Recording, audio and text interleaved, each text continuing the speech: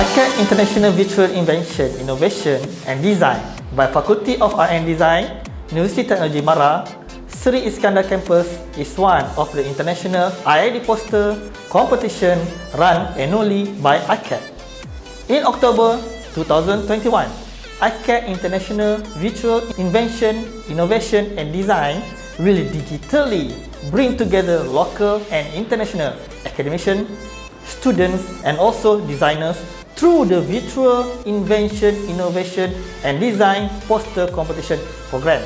It is hoped that this program will be able to provide cooperation and collaboration through the production of artistic innovation works.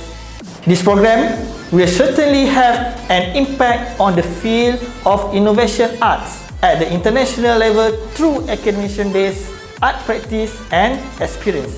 Let's join the 4th ICAD Invention, Virtual Invention, Innovation and Design Poster Competition 2021. Let's unlimited creative towards the paradigm.